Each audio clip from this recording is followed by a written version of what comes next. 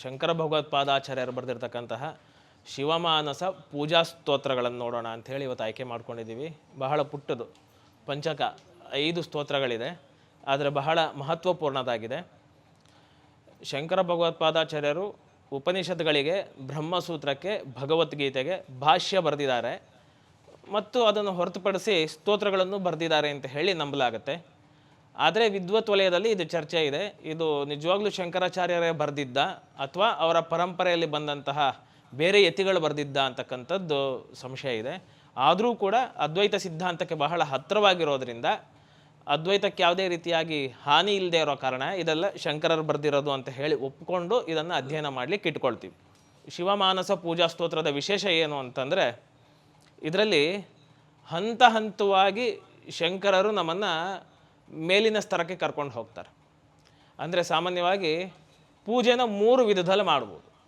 ಹೇಗೆ ಅಂತಂದರೆ, ಒಂದು ಪ್ರತೀಕ ಉಪಾಸನೆ, ಯಾವುದಾದ್ರೂ ಒಂದು ದೇವತಾ ವಿಗ್ರಹನ ಇಟ್ಕೊಳ್ಳೋದು ಅಥವಾ ಫೋಟೋನ ಇಟ್ಕೊಳ್ಳೋದು, ಆ ಫೋಟೋ ಆ ವಿಗ್ರಹಕ್ಕೆ ಷೋಡಶೋಪಚಾರ ಪೂಜೆ ಮಾಡ್ತಕ್ಕಂಥದ್ದು. ಅಂದರೆ ಅಭಿಷೇಕ, ನೈವೇದ್ಯ, ಮಂಗಳಾರತಿ, ಧೂಪ, ದೀಪ ಇತ್ಯಾದಿಗಳನ್ನು ಮಾಡ್ತಕ್ಕಂಥದ್ದು. ಅಂದರೆ ಬಾಹ್ಯದಲ್ಲಿ ಮಾಡ್ತಕ್ಕಂಥದ್ದು. ಬಹಿರಂಗ ಪೂಜೆ ಅಂದರೆ ನಮ್ಮಿಂದ ಹೊರಗಡೆ ಬಹಿರಂಗದಲ್ಲಿ ದೇವತಾ ವಿಗ್ರಹ ಅಥವಾ ಭಾವಚಿತ್ರವನ್ನು ಇಟ್ಟುಕೊಂಡು ಪೂಜೆ ಮಾಡ್ತಕ್ಕಂಥದ್ದು ಮೊದಲನೇ ಹಂತ. ಎರಡನೇ ಹಂತದ್ದು ಮಾನಸಿಕ ಆರಾಧನೆ, ಅಂದರೆ ಅಂತರಂಗದಲ್ಲಿ ನಡೀತಕ್ಕಂಥದ್ದು. ನಾವು ಲಲಿತಾ ಸಹಸ್ರದಲ್ಲಿ ಒಂದು ವಾಕ್ಯ ಕೇಳ್ತೀವಲ್ಲ, ಅಂತರ್ಮುಖ ಸಮಾರಾಧ್ಯ ಬಹಿರ್ಮುಖಸು ದುರ್ಲಭ ಅಂತ. ಅಂದರೆ ಅಂತರ್ಮುಖದಲ್ಲಿ ಆರಾಧನೆ ಮಾಡ್ತಕ್ಕಂಥದ್ದು. ಅಂದರೆ ನಮ್ಮ ಮನಸ್ಸಲ್ಲೇ ದೇವರನ್ನು ಕಲ್ಪನೆ ಮಾಡಿಕೊಂಡು, ಆ ಮನಸ್ಸಲ್ಲಿ ಕಲ್ಪನೆ ಮಾಡ್ಕೊಂಡಿರ್ತಕ್ಕಂತಹ ದೇವತೆಗೆ ಎಲ್ಲ ರೀತಿಯಾದಂತಹ ಪೂಜೆಗಳನ್ನು ನೆರವೇರಿಸ್ತಕ್ಕಂಥದ್ದು ಎರಡನೇ ರೀತಿಯಾದದ್ದು. ಮೂರನೇದು ತಾತ್ವಿಕ ಚಿಂತನೆ. ಪರಮಾತ್ಮ ಅಂದರೆ ಏನು, ಹೇಗಿದ್ದಾನೆ, ಎಲ್ಲಿದ್ದಾನೆ, ಯಾವ ರೀತಿ ಅವನನ್ನು ಆರಾಧನೆ ಮಾಡಿದ್ರೆ ನಮಗೆ ಸಿಗ್ತಾನೆ ಅಂತ ಅವನ ಬಗ್ಗೆ ತಾತ್ವಿಕವಾಗಿ ತತ್ವದ ಮೂಲಕ ಚಿಂತನೆ ಮಾಡ್ತಕ್ಕಂಥದ್ದು. ಈ 3 ಹಂತದಲ್ಲಿ ಅಂದರೆ ಮೊದಲನೇದು ಬಹಿರಂಗ ಪೂಜೆ, ಮತ್ತೊಂದು ಅಂತರಂಗ ಪೂಜೆ, ಮತ್ತೊಂದು ತಾತ್ವಿಕ ಪೂಜೆ. ಈ 3ರಲ್ಲಿ ಯಾವುದಪ್ಪ ಶ್ರೇಷ್ಠ ಅಂತಂದರೆ ತಾತ್ವಿಕ ಪೂಜೆನೇ ಶ್ರೇಷ್ಠ. ಇದು ಹೆಂಗೆ ಅಂತಂದರೆ ಪ್ರೈಮರಿ, ಮಿಡ್ಲ್ ಸ್ಕೂಲು, ಹೈಸ್ಕೂಲ್ ಇದ್ದಂಗೆ. ಅಂದರೆ ಮೊದಲು ಆರಂಭದಲ್ಲಿ ನಾವೆಲ್ಲ ಬಹಿರಂಗ ಪೂಜೆ ಮಾಡಬೇಕು. ಒಂದು ಏಕಾಗ್ರತೆ ಬರಲಿಕ್ಕೆ, ಶ್ರದ್ಧೆ ಹೆಚ್ಚಾಗಲಿಕ್ಕೆ ಬಹಿರಂಗ ಪೂಜೆ ಮಾಡಬೇಕು. ಆದರೆ ಕ್ರಮೇಣ ಬಹಿರಂಗ ಪೂಜೆಯಿಂದ ಮಾನಸಿಕ ಪೂಜೆಗೆ ಬರಬೇಕು. ಅಂತರಂಗದಲ್ಲಿ ಪೂಜೆಯನ್ನು ಮಾಡೋದು ಕಲಿಬೇಕು. ಅಂತರಂಗದಲ್ಲಿ ಪೂಜೆಯನ್ನು ಮಾಡ್ತಾ ಮಾಡ್ತಾ ತಾತ್ವಿಕ ಆರಾಧನೆಗೆ ಬರಬೇಕು, ತತ್ವಚಿಂತನೆಗೆ ಬರಬೇಕು. ಇದು 3 ಹಂತ. ಆದರೆ ವಿಪರ್ಯಾಸ ಏನಾಗಿದೆಯಪ್ಪ ಅಂತಂದರೆ, ನಾವು ಬಾಲ್ಯದಲ್ಲಿ ಬಹಿರಂಗ ಪೂಜೆನ ಆರಂಭ ಮಾಡಿದವರು ನಮ್ಮ ಮರಣ ಪರ್ಯಂತ ಅಂದರೆ ಸಾವು ಬರೋ ತನಕನೂ ಬರೀ ಬಹಿರಂಗದಲ್ಲೇ ಇದು ಬಿಡ್ತೀವಿ ಹೊರತು ಮಾನಸಿಕ ಆರಾಧನೆಗೆ ಬರೋದೇ ಇಲ್ಲ. ಮಾನಸಿಕ ಆರಾಧನೆಗೆ ಬರಲಿಲ್ಲ ಅಂತಂದರೆ ತಾತ್ವಿಕ ಆರಾಧನೆಗೆ ಇದ್ದಿದ್ದು ಕಠಿಣ, ಇದ್ದಿದ್ದು ಬರೋದೇ ಇಲ್ಲ.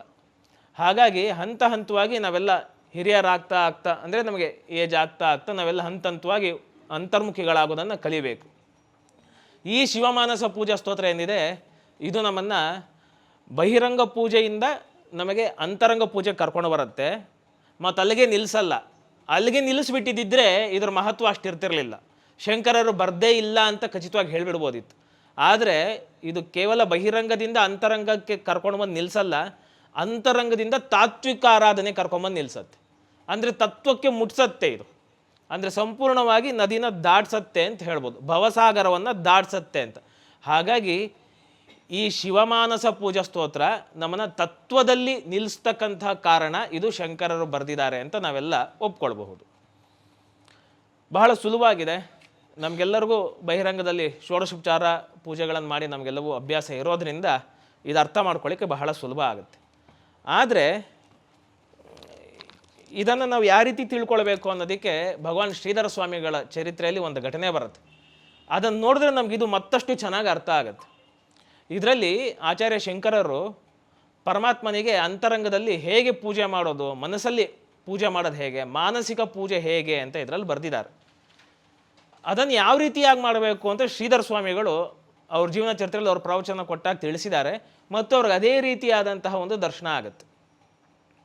ಹೇಗೆ ಅಂತಂದರೆ, ಇವಾಗ ಸಾಮಾನ್ಯವಾಗಿ ನಾವು ಪರಮಾತ್ಮನ ಪೂಜೆ ಮಾಡಬೇಕಾದ್ರೆ ನಾವೇನು ಮಾಡ್ತೀವಿ, ಒಂದು ವಿಗ್ರಹ ತೊಗೊಂಡು ಬಂದಿರ್ತೀವಿ. ಯಾವ್ದಾದ್ರು ಒಂದು ವಿಗ್ರಹ ಅಂದರೆ ಒಂದು ಪಂಚಲೋಹದ ವಿಗ್ರಹ ತೊಗೊಂಬಂದಿರ್ತೀವಿ ಅಥವಾ ಬೆಳ್ಳಿ ವಿಗ್ರಹ ತೊಗೊಂಬಂದಿರ್ತೀವಿ. ಅಂದರೆ ಇವಾಗ ಒಂದು ಬೆಳ್ಳಿ ವಿಗ್ರಹ ತಂದಿದ್ರೆ ಅದು ಯಾವುದರಿಂದ ಮಾಡಿರುತ್ತೆ, ಬೆಳ್ಳಿ ಎಂಬ ಪದಾರ್ಥದಿಂದ ಮಾಡಿರುತ್ತೆ. ಅದಕ್ಕೊಂದು ಮರದಿಂದ ಮಾಡಿಸಿದ ಮಂಟಪ ಇಡ್ತೀವಿ, ಶುದ್ಧವಾದಂತಹ ಗಂಗಾಜಲ ತರ್ತೀವಿ, ಒಂದು ಪಾಯಸನ ಏನೋ ಸಿಹಿಯಾದ ಪದಾರ್ಥ ಮಾಡಿರ್ತೀವಿ. ಈ ರೀತಿಯಾದ ಹೊರಗಡೆ ಸಿಗ್ತಕ್ಕಂತಹ ಪದಾರ್ಥಗಳು ತಗೊಂಡು ಪರಮಾತ್ಮನ ಪೂಜೆ ಮಾಡ್ತೀವಿ. ಇವಾಗ ಮಾನಸಿಕ ಪೂಜೆ ಮಾಡಬೇಕಾದ್ರೆ ಯಾವ ಪದಾರ್ಥಗಳು ತೊಗೊಳ್ಬೇಕು, ಎಲ್ಲಿಂದ ಪದಾರ್ಥಗಳು ತರಬೇಕು, ಅದನ್ನು ಶ್ರೀಧರ ಸ್ವಾಮಿಗಳು ಭಾಳ ಚೆನ್ನಾಗಿ ಹೇಳ್ತಾರೆ. ನಾವು ಮಾನಸಿಕ ಪೂಜೆ ಮಾಡ್ಬೇಕಾದ್ರೆ ಎಲ್ಲಿಂದ ತರಬೇಕಪ್ಪ ಈ ಪದಾರ್ಥ? ಇವಾಗ ದೇವ್ರ ವಿಗ್ರಹಕ್ಕೆ ಬೆಳ್ಳಿ ಬೇಕು, ಎಲ್ಲಿಂದ ತರ್ತೀರಾ ಬೆಳ್ಳಿನ? ಯಾವ್ದಾದ್ರು ಆಚಾರ ಅಂಗಡಿ ಇರ್ತಲ್ಲ, ಅಕ್ಸಲಿಗರ ಅಂಗಡಿ, ಬೆಳ್ಳಿ ಬಂಗಾರ ಅಂಗಡಿ, ಅವ್ರ ಹತ್ರ ಹೋಗ್ತೀವಿ ತರ್ತೀವಿ. ಪಾಯಸ ಮಾಡಬೇಕು, ಪದಾರ್ಥ ಎಲ್ಲಿಂದ ತರ್ತೀರಾ? ಯಾರಾದರೂ ಶೆಟ್ರು ಅಂಗಡಿ ಇಟ್ಕೊಂಡಿರ್ತಾರಲ್ಲ, ಅವ್ರ ಹತ್ರ ಹೋಗ್ತೀವಿ, ಶೆಟ್ರ ಹತ್ರ ದಿನಸಿ ಸಾಮಾನು ತೊಗೊಂಡು ಬಂದು ಮಾಡ್ತೀವಿ. ಹೂ ಬೇಕು, ಎಲ್ಲಿಂದ ತರ್ತೀವಿ? ಮಾರ್ಕೆಟ್ಗೆ ಹೋಗ್ತೀವಿ, ಹೂ ತರ್ತೀವಿ. ಇದೆಲ್ಲ ಬಹಿರಂಗದಲ್ಲಿ ಸಿಗ್ತಕ್ಕಂತಹ ಪದಾರ್ಥಗಳನ್ನು ತೊಗೊಂಡು ಬಹಿರಂಗದಲ್ಲಿ ಪೂಜೆ ಮಾಡೋದು. ಅಂತರಂಗದಲ್ಲಿ ಪೂಜೆ ಮಾಡಬೇಕಾದ್ರೆ ನಾವು ಹೊರಗಡೆ ಸಿಗ್ತಕ್ಕಂಥ ಹೂವನ್ನು ಬಳಸ್ಲಿಕ್ಕಾಗಲ್ಲ, ಹೊರಗಡೆ ಸಿಗ್ತಕ್ಕಂತಹ ದಿನಸಿ ಪದಾರ್ಥಗಳನ್ನು ಬಳಸ್ಲಿಕ್ಕಾಗಲ್ಲ, ಹೊರಗಡೆ ಸಿಗ್ತಕ್ಕಂತಹ ಬೆಳ್ಳಿ ಬಂಗಾರನ ಬಳಸ್ಲಿಕ್ಕಾಗಲ್ಲ. ಹಾಗಾದ್ರೆ ಅಂತರಂಗ ಪೂಜೆಯಲ್ಲಿ ಈ ವಿಗ್ರಹಕ್ಕೆ ಬೇಕಾದಂತಹ ಮೆಟೀರಿಯಲ್ ಪದಾರ್ಥಗಳು, ನೈವೇದ್ಯಕ್ಕೆ ಬೇಕಾಗಿರ್ತಕ್ಕಂತಹ ದಿನಸಿ ಸಾಮಾನುಗಳು, ಪೂಜೆಗೆ ಬೇಕಾಗಿರ್ತಕ್ಕಂಥ ಹೂವು ಪದಾರ್ಥಗಳು, ಇವೆಲ್ಲ ಎಲ್ಲಿಂದ ಸಿಗತ್ತೆ, ಎಲ್ಲಿಂದ ತಯಾರು ಮಾಡ್ಕೊಳ್ಬೇಕು?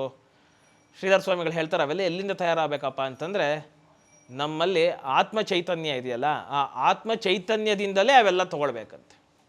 ಅಂದರೆ ಹೇಗೆ ಅಂತಂದರೆ, ನಾವು ಅಂತರಂಗ ಪೂಜೆಯಲ್ಲಿ ಪರಮಾತ್ಮನಿಗೆ ಒಂದು ಹೂ ಸಮರ್ಪಣೆ ಮಾಡ್ತಿದ್ದೀವಪ್ಪ ಅಂದರೆ ನಾವೇನು ಕಲ್ಪನೆ ಮಾಡ್ಕೊಳ್ಬೇಕು, ಹೇಗೆ ಭಾವಿಸ್ಬೇಕು ಅಂತಂದರೆ, ನಮ್ಮ ಆತ್ಮದಿಂದಲೇ ಒಂದು ಹೂ ತೊಗೊಂಡು ಪರಮಾತ್ಮನಿಗೆ ಇಟ್ಟಿವಿ. ಆ ಪರಮಾತ್ಮ ಎಲ್ಲಿಂದ ಬಂದ? ಇವಾಗ ನಾವು ಮನೇಲಿ ಪೂಜೆ ಮಾಡ್ತಕ್ಕಂತಹ ವಿಗ್ರಹ ಬೆಳ್ಳಿ ವಿಗ್ರಹ ಒಬ್ಬರು ಆಚಾರ ಅಂಗಡಿಯಿಂದ ತಂದ್ವಿ ಅಂತಂದರೆ, ನಾವು ಅಂತರಂಗದಲ್ಲಿ ಪೂಜೆ ಮಾಡ್ತಕ್ಕಂತಹ ವಿಗ್ರಹ ಎಲ್ಲಿಂದ ಬಂತು ಅಂದರೆ ನಮ್ಮ ಆತ್ಮದ ಬೆಳಕಿನಿಂದಲೇ ಒಂದು ವಿಗ್ರಹವನ್ನು ಮಾಡ್ಕೊಳ್ಬೇಕಂತೆ. ನಮ್ಮ ಆತ್ಮದ ಬೆಳಕಿನಿಂದಲೇ ಒಂದು ಮಣೆ ಮಾಡ್ಕೊಳ್ಬೇಕು, ನಮ್ಮ ಆತ್ಮದ ಬೆಳಕಿನಿಂದಲೇ ಒಂದು ಮಂಟಪ ಮಾಡ್ಕೊಳ್ಬೇಕು, ನಮ್ಮ ಆತ್ಮದ ಬೆಳಕಿನಿಂದಲೇ ಒಂದು ನೀರು ಸಿದ್ಧತೆ ಮಾಡಿ ಇಟ್ಕೊಳ್ಬೇಕು. ಒಟ್ಟು ಆ ಪೂಜೆ ಅಷ್ಟು ಅಂದರೆ ಅರ್ಥಾತ್ ಒಟ್ಟು ಆ ಪೂಜೆಗೆ ಬೇಕಾಗಿರ್ತಕ್ಕಂತಹ ಅಷ್ಟೂ ಪದಾರ್ಥಗಳು ನಮ್ಮ ಆತ್ಮದ ಬೆಳಕಿನಿಂದಲೇ ಬರಬೇಕು. ನಮ್ಮ ಆತ್ಮದ ಬೆಳಕಿನಿಂದಲೇ ಅವೆಲ್ಲವನ್ನು ಸಿದ್ಧ ಮಾಡಿಕೊಂಡು ಪೂಜೆ ಮಾಡಿ ನಂತರ ಅವನ್ನೆಲ್ಲವನ್ನು ನಮ್ಮ ಆತ್ಮದಲ್ಲೇ ವಿಲೀನ ಮಾಡಬೇಕು. ಇವಾಗ ಗಣಪತಿ ಹಬ್ಬಕ್ಕೆ ಹೊರಗಡೆಯಿಂದ ಗಣಪತಿ ತರ್ತೀವಿ, ಮಣ್ಣಿನ ಗಣಪತಿ ತರ್ತೀವಿ, ಕಡೆಯಲ್ಲಿ ಪೂಜೆ ಎಲ್ಲ ಮಾಡಿ ವಿಸರ್ಜನೆ ಮಾಡ್ತೀವಿ. ಎಲ್ಲಿ ವಿಸರ್ಜನೆ ಮಾಡ್ತೀವಿ? ನೀರಲ್ಲಿ, ಜಲದಲ್ಲಿ ವಿಸರ್ಜನೆ ಮಾಡ್ತೀವಿ. ಹಾಗೆಯೇ ನಾವು ಅಂತರಂಗದಲ್ಲಿ ಎಲ್ಲ ಪೂಜೆ ಮಾಡಿದ ಮೇಲೆ ಆ ಅಂತರಂಗದಲ್ಲಿ ಕಲ್ಪನೆ ಮಾಡ್ಕೊಂಡಿರ್ತಕ್ಕಂತಹ ಪರಮಾತ್ಮ ಪದಾರ್ಥಗಳು ಎಲ್ಲವನ್ನು ನಮ್ಮ ಆತ್ಮದಲ್ಲೇ ವಿಸರ್ಜನೆ ಮಾಡಬೇಕು ಅಂತ. ಅಂದರೆ ಆತ್ಮದಿಂದಲೇ ಎಲ್ಲವೂ ಬಂತು, ಆತ್ಮದಲ್ಲೇ ಎಲ್ಲ ಲೀನ ಆಯಿತು ಅಂತ. ಇದು ಕೇವಲ ಭಾವನೆನಾ ಅಂತಂದರೆ ಕೇವಲ ಭಾವನೆ ಅಲ್ಲ, ವಸ್ತುಸ್ಥಿತಿ ಇರೋದೇ ಹೀಗೆ, ಇದೇ ಸತ್ಯ. ಅರ್ಥಾತ್ ಈ ಸೃಷ್ಟಿ ಹೇಗಾಯಿತು ಅಂದರೆ ಈ ಸೃಷ್ಟಿಯೆಲ್ಲ ಪರಮಾತ್ಮನ ಚೈತನ್ಯದಿಂದಲೇ ಬಂದಿರತಕ್ಕಂಥದ್ದು, ಆತ್ಮದಿಂದಲೇ ಬಂದಿರತಕ್ಕಂಥದ್ದು. ಕಡೆಯಲ್ಲಿ ಇವೆಲ್ಲ ಎಲ್ಲಿ ಹೋಗುತ್ತೆ? ಆತ್ಮದಲ್ಲೇ ಹೋಗುತ್ತೆ. ಅದು ಸತ್ಯ. ಹಾಗಾಗಿನೇ ನಾವು ಅದೇ ರೀತಿಯಾದಂತಹ ಭಾವನೆಯನ್ನು ಬೆಳೆಸ್ಕೊಂಡು ಪೂಜೆ ಮಾಡಬೇಕು. ಹಾಗಾದರೆ ಇದು ಕೇವಲ ಭಾವನೆ ಆಗಿರೋದಿಲ್ಲ, ವಸ್ತುಸ್ಥಿತಿನೇ ಆಗಿರುತ್ತೆ, ಅದೇ ಸತ್ಯ ಆಗಿರುತ್ತೆ. ಶ್ರೀಧರ ಸ್ವಾಮಿಗಳು ಸಜ್ಜನಗಢದಲ್ಲಿದ್ದಾಗ ಬಹಳಷ್ಟು ಕಾಲ ಸಮರ್ಥ ರಾಮದಾಸರ ಸೇವೆ ಮಾಡಿರ್ತಾರೆ. ಸಮರ್ಥ ರಾಮದಾಸರ ಸೇವೆ ಆದ ನಂತರ ಅವ್ರಿಗೆ ಸಮರ್ಥ ರಾಮದಾಸರ ಸಾಕ್ಷಾತ್ಕಾರ ಆಗುತ್ತೆ, ದರ್ಶನ ಆಗುತ್ತೆ. ಹೇಗೆ ದರ್ಶನ ಆಯಿತು ಅಂತ ಅವರು ವರ್ಣನೆ ಕೊಟ್ಟಿದ್ದಾರೆ. ಅದು ಇವತ್ತಿನ ಸ್ತೋತ್ರಕ್ಕೆ ಬಹಳ ಹತ್ರದಲ್ಲಿದೆ. ಅದು ಹೇಗೆ ಸಮರ್ಥ ರಾಮದಾಸರ ದರ್ಶನ ಆಯಿತು ಅಂತ. ಶ್ರೀಧರ ಸ್ವಾಮಿಗಳು ಸಮರ್ಥ ರಾಮದಾಸರನ್ನು ಹೇಗೆ ನೋಡಿದ್ರು ಅಂದರೆ ಈ ಕಣ್ಗಳಿಂದಲ್ಲಂತೆ ನೋಡಿದ್ದು. ಅಂದರೆ ನಮಗಿಲ್ಲಿ ಏನು ಬಹಿರ್ಕಣ್ಗಳಿದೆ, ಇಲ್ಲಿ ಈ ಚಕ್ಷಸ್ಸು, ಈ ಕಣ್ಗಳಿಂದಲ್ಲ ಕಂಡಿದ್ದು ಅಂತ. ಮತ್ತು ಅವರು ಧ್ಯಾನಕ್ಕೆ ಕುಳಿತಾಗ ಅವರ ಧ್ಯಾನದಲ್ಲಿ ಸಮರ್ಥ ರಾಮದಾಸರ ದರ್ಶನ ಆಗಿ ತತ್ವಮಸಿ ಅಂತ ಉಪದೇಶ ಮಾಡಿ ಮರೆ ಆದ್ರಂತೆ ಅಂತ. ಅವಾಗ ಅವ್ರು ಹೇಳ್ತಾರೆ, ಎಷ್ಟು ಚೆನ್ನಾಗಿ ಹೇಳ್ತಾರೆ ಅಂದರೆ, ಆ ಸಮರ್ಥರು ಎಲ್ಲಿಂದ ಬಂದರು ಅಂತಂದರೆ ಶ್ರೀಧರ ಸ್ವಾಮಿಗಳು ಹೇಳ್ತಾರೆ, ತಮ್ಮ ಆತ್ಮದ ಬೆಳಕಿನಿಂದಲೇ ಸಮರ್ಥರು ಹೊರ ಬಂದ್ರಂತೆ. ತತ್ವಮಸಿ ಉಪದೇಶ ಮಾಡಿ ಮತ್ತೆ ತಮ್ಮ ಆತ್ಮದ ಬೆಳಕಲ್ಲೇ ಸೇರಿಬಿಟ್ರಂತೆ. ಅಂದರೆ ನೋಡಿ ಎಷ್ಟು ಚೆನ್ನಾಗಿದೆ. ತಮ್ಮ ಆತ್ಮವೇ ಸಮರ್ಥ ರಾಮದಾಸರಾಗಿ ತತ್ವಮಸಿ ಉಪದೇಶ ಮಾಡಿ ಅದು ಅವರೇ ಆಗಿಬಿಟ್ರು. ಇದೇ ಅಭಿನ್ನ ಅದ್ವೈತ. ತಮ್ಮ ಆತ್ಮದಿಂದಲೇ ಎಲ್ಲವೂ ಬರೋದು, ತಮ್ಮ ಆತ್ಮದಲ್ಲೇ ಎಲ್ಲವೂ ಸೇರೋದು, ಆತ್ಮ ಆತ್ಮನಾಗಿಯೇ ಉಳಿಯೋದು. ಈ ಭಾವನೆಯನ್ನು ನಾವು ಗಟ್ಟಿ ಮಾಡ್ಕೊಳ್ಬೇಕು. ಇದು ಸತ್ಯ. ಇದು ಹಾಗಾಗಿ ಇವತ್ತಿನ ಸ್ತೋತ್ರಗಳಲ್ಲಿ ನಾವು ಏನೇನು ವಿಚಾರ ಮಾಡ್ತೀವಿ, ಅರ್ಥಾತ್ ಈ ಪೂಜೆಗೆ ಏನೇನು ಬಳಸ್ತೀವಿ, ಅವೆಲ್ಲವೂ ಎಲ್ಲಿಂದ ತರಬೇಕಪ್ಪ ಅಂತಂದರೆ ಆತ್ಮದಿಂದಲೇ ತರಬೇಕು. ಮೊದಲನೇ ಶ್ಲೋಕವನ್ನು ನೋಡೋಣ. ಬಹಳ ಸುಲಭವಾಗಿದೆ ಅರ್ಥ. ನಾನು ಪ್ರತಿಯೊಂದು ಪದದನ್ನು ಅರ್ಥ ಹೇಳ್ತೀನಿ, ಬರ್ಕೊಳ್ಳೋರು ನಿಧಾನಕ್ಕೆ ಬರ್ಕೊಳ್ಬಹುದು. ಅಕಸ್ಮಾತ್ ಯಾವ್ದಾದ್ರು ಪದ ಗೊತ್ತಾಗಲಿಲ್ಲ ಅಂತಂದರೆ ಪ್ರವಚನದ ಕಡೆಯಲ್ಲಿ ಪ್ರಶ್ನೋತ್ತರ ಇರುತ್ತೆ, ಆವಾಗ ಕೇಳಬಹುದು. ಒಂದ್ಸಲ ನಾನು ಹೇಳ್ಕೊಡ್ತೀನಿ, ನೀವು ಎಲ್ಲ ನಾನು ಹೇಳಾದ್ಮೇಲೆ ಹೇಳಿದ್ರೆ ಚೆನ್ನಾಗಿ ಬರುತ್ತೆ. ಇದನ್ನು ಬಿಡಿಸಿ ಹೇಳ್ಕೊಡ್ತೀನಿ. ನನಗೆ ರಾಗವಾಗಿ ಹೇಳಲಿಕ್ಕೆ ಏನು ಬರಲ್ಲ, ನನಗೆ ಹೇಗೆ ಬರುತ್ತೋ ಕಂಠ ಹಾಗೆ ಹೇಳ್ತೀನಿ. ನೀವು ಒಂದ್ಸಲ ಕಲಿತು ಆಮೇಲೆ ನೀವು ರಾಗವಾಗಿ ಹೇಳಲಿಕ್ಕೆ ಪ್ರಯತ್ನ ಮಾಡ್ಬೋದು. ರತ್ನೈಕಲ್ಪಿತಮಾಸನಂ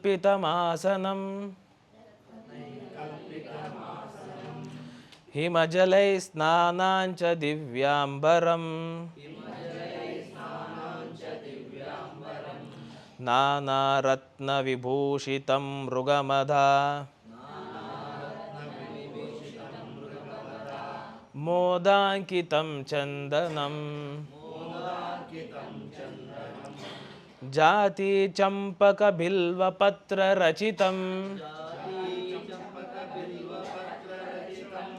ಪುಷ್ಪಂಚ ಧೂಪಂ ತಥಾ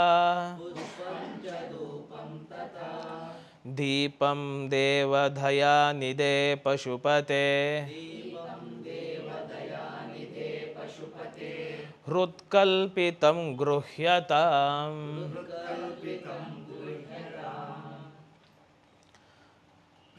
ಶ್ಲೋಕ ಹೀಗಿದೆ. ಕಡೆ ಸಾಲು ನೋಡೋಣ. ಕಡೆ ಸಾಲಲ್ಲಿ ಹೇಳ್ತಿದ್ದಾರೆ, ದೇವ ದಯಾನಿಧೆ ಪಶುಪತೆ ಹೃತ್ಕಲ್ಪಿತಂ ಗೃಹ್ಯತಾಂ. ಅಪ್ಪ ದಯಾನಿಧಿ ಪಶುಪತಿ ಅಂದರೆ ಶಿವಮಾನಸ ಪೂಜಾ ಸ್ತೋತ್ರ ಶಿವನನ್ನು ಉದ್ದೇಶಿಸಿ ಹೇಳ್ತಾ ಇರೋದು. ಪಶುಪತಿ ಅಂತ ಅಂದರೆ ನಾವೆಲ್ಲ ಪಶುಗಳಿದ್ದಂತೆ. ನಾವೆಲ್ಲ ಸುಮ್ಮನೆ ಅಂದ್ಕೊಳ್ತೀವಿ ಅಷ್ಟೇ, ನಾವೆಲ್ಲ ಮನುಷ್ಯರು, ನಮಗೆ ಭಾಳ ಬುದ್ಧಿ ಇದೆ, ಭಾಳ ಚುರುಕು ಪ್ರಜ್ಞೆ ಇದೆ, ಪ್ರಾಣಿಗಳು ಬೇರೆ ನಾವು ಬೇರೆ ಅಂತ. ನಾವು ಪಶುಗಳೇ, ನಾವು ಪ್ರಾಣಿಗಳೇ. ನಾವೆಲ್ಲ ಪಶು ಅಂತ ಅಂದ್ಕೊಂಡ್ರೆ ನಮ್ಮನ್ನೆಲ್ಲ ಆಳ್ತಿರ್ತಕ್ಕಂಥವ್ನು, ನಮ್ಮನ್ನು ನಿಯಂತ್ರಣದಲ್ಲಿ ಇಟ್ಕೊಂಡಿರ್ತಕ್ಕಂಥವ್ನು ಪತಿ, ಅವನು ಪಶುಪತಿ ಅಂತ.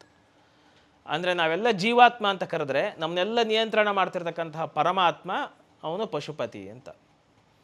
ಈ ದೇಹನೇ ಪಶು ಅಂತ ಅಂದ್ಕೊಂಡ್ರೆ ಈ ದೇಹಕ್ಕೆ ಪತಿ, ಈ ದೇಹಕ್ಕೆ ಒಡೆಯ ಯಾರು ಅಂತಂದರೆ ಆತ್ಮ, ಅವನೇ ಪಶುಪತಿ ಅಂತ.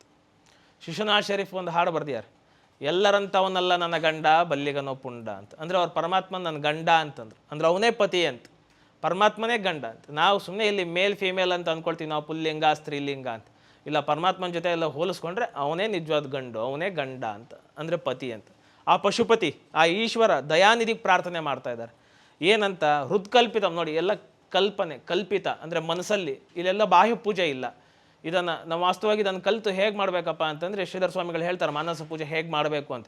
ಪ್ರತಿನಿತ್ಯ 1 ಗಂಟೆ ಯಾವ್ದಾದ್ರು ಒಂದು ಆಸನ ಹಾಕೊಂಡು ಕೂಡಬೇಕಂತ. ಶಿಸ್ತಾಗಿ ನಮ್ಮ ದೇಹ ಅಲ್ಲಾರ್ದಂತೆ ಒಂದು ಆಸನ ಕೂತ್ಕೊಂಡು ಕಣ್ಣು ಮುಚ್ಕೊಂಡು ಪ್ರಾಣಾಯಾಮ ಮಾಡಿ ಎಲ್ಲವೂ ನಾವು ಮನಸ್ಸಲ್ಲಿ ಕಲ್ಪನೆ ಮಾಡ್ಕೊಳ್ಬೇಕು ಅಂತ. ಬಹಳಷ್ಟು ಸಮಾಧಾನ ಸಿಗುತ್ತೆ. ಬಾಹ್ಯ ಪೂಜೆಗಿಂತ 10 ಪಟ್ಟು ಇದರಲ್ಲಿ ಹೆಚ್ಚು ಸಮಾಧಾನ ಸಿಗುತ್ತೆ. ಇದನ್ನು ಮಾಡಿ ನೋಡಬೇಕು. ಹಾಗೆ ನಾವು ಧ್ಯಾನ ಸ್ಥಿತಿಯಲ್ಲಿ ಕೂತ್ಕೊಂಡು ಇದನ್ನೆಲ್ಲ ಕಲ್ಪಿಸ್ಕೊಳ್ಬೇಕಂತ. ಹೃತ್ಕಲ್ಪಿತಂ, ನಮ್ಮ ಹೃದಯದಲ್ಲಿ ಇದೆಲ್ಲ ಕಲ್ಪಿಸ್ಕೊಳ್ಬೇಕಂತ. ಏನಂತ ಕಲ್ಪಿಸ್ಕೊಳ್ಬೇಕು? ರತ್ನೈ ಕಲ್ಪಿತಂ ಆಸನಂ. ನೋಡಿ, ಅದನ್ನು ಹೀಗೆ ಬಿಡಿಸ್ಕೊಳ್ಬೇಕು, ರತ್ನೈ ಕಲ್ಪಿತಂ ಆಸನಂ ಅಂತ. ಅಂದರೆ ಮೊದಲು ಪರಮಾತ್ಮನಿಗೆ ನಾವು ಆಸನವನ್ನು ಕೊಡಬೇಕು. ಪೂಜೆ ಅಂದರೆ ಏನಪ್ಪ ಅಂತಂದರೆ ಉಪಚಾರ ಅಂತ. ಈಗ ಮನೆಗೆ ಯಾರಾದರೂ ಅತಿಥಿಗಳು ಬಂದಿರ್ತಾರೆ, ಆ ಅತಿಥಿಗಳನ್ನು ಸಂತೋಷಪಡಿಸೋದೇ ನಮ್ಮ ಕರ್ತವ್ಯ ಆಗಿರುತ್ತೆ ಅಲ್ವ. ಅತಿಥಿ ದೇವೋ ಭವ ಅಂತ ಹೇಳ್ತೀವಿ. ಅತಿಥಿಗಳು ಬಂದ ತಕ್ಷಣ ಅವ್ರಿಗೆ ಉಪಚಾರ ಮಾಡ್ತೀವಲ್ಲ. ಮನೆಗೆ ಮೊದಲು ಯಾರಾದರೂ ಬಂದ ತಕ್ಷಣ ಏನು ಮಾಡ್ತೀವಿ? ಬನ್ನಿ ಬನ್ನಿ ಕೂತ್ಕೊಳ್ಳಿ ಅಂತೀವಿ. ಕೂತ್ಕೊಳ್ಳೋಕೆ ಆಸನ ಕೊಡ್ತೀವಿ. ಇವಾಗಿನ ಕಾಲದಲ್ಲಿ ಚೇರೋ ಅಥವಾ ದಿವಾನನೋ ಸೋಫಾನೋ ಏನೋ ಒಂದು ಆಸನ ಕೊಡ್ತೀವಿ ಕೂತ್ಕೊಳ್ಳಿ. ಹಿಂದಿನ ಕಾಲದಲ್ಲಿ ಯಾರಾದರೂ ಬಂದರೆ ಒಂದು ಮಣೆನೋ ಚಾಪೆನೋ ಹಾಕೋರು, ಹಾಗೆ ಏನಾದ್ರು ಒಂದು ಆಸನ ಕೊಡ್ತೀವಿ ಕೂತ್ಕೊಳ್ಳೋಕ್ಕೆ. ಹಾಗೆ ಇಲ್ಲಿ ಪರಮಾತ್ಮನಿಗೆ ಅಂದರೆ ನಾವು ಧ್ಯಾನ ಸ್ಥಿತಿಯಲ್ಲಿ ಕಲ್ಪನೆ ಮಾಡ್ಕೊಳ್ಬೇಕು. ಆ ಪರಮಾತ್ಮ ಅಲ್ಲಿ ಇದ್ದಾನೆ, ಆತ್ಮರೂಪಿಯಾಗಿದ್ದಾನೆ. ಆ ಆತ್ಮರೂಪಿಯಿಂದ ಬಂದಂತಹ ಪರಮಾತ್ಮನಿಗೆ ನಾವು ಒಂದು ಆಸನ ಕೊಡಬೇಕು. ಯಾವ ಥರ ಮಾಡಿರ್ಬೇಕು ಆಸನ? ರತ್ನೈ ಕಲ್ಪಿತಮಾಸನಂ, ರತ್ನದಲ್ಲಿ ಮಾಡಿರ್ತಕ್ಕಂಥ ಆಸನವನ್ನು ಕೊಡಬೇಕು. ಇಲ್ಲಿ ಕೇಳ್ಬೋದು, ರತ್ನದಾಸನನೇ ಯಾಕೆ? ಮರದ್ದೇ ಕೊಡೋಣ ಸಾಕು, ಮರದ್ದೇ ಕೊಡ್ಬೋದಲ್ಲ ಅಂತ. ಅಂದರೆ ಇದರ ಅರ್ಥ ಏನಪ್ಪ ಅಂತಂದರೆ ಇದರಲ್ಲಿ ಮುಂದೆಲ್ಲ ಬರುತ್ತೆ, ನವರತ್ನ ವೈಭವದಿಂದ ಮಾಡೋದು ಅಂತ. ಕೆಲವರೆಲ್ಲ ಭಾಳ ಜನ ಕೇಳ್ತಾರೆ, ಪೂಜೆ ಮಾಡುವಾಗ ಯಾಕೆ ದೇವರಿಗೆ ಇಷ್ಟು ಹಾಲು ಹಾಕಬೇಕು, ಇಷ್ಟು ಹೂಗಳು ಯಾಕೆ ಹಾಕಬೇಕು, ಇಷ್ಟು ಯಾಕೆ ಖರ್ಚು ಮಾಡಬೇಕು, ಬೆಳ್ಳಿದೇ ಯಾಕೆ ಕೊಡಬೇಕು, ಇಲ್ಲಿ ರತ್ನದೇ ಆಸನ ಯಾಕೆ ಕೊಡಬೇಕು ಅಂತ.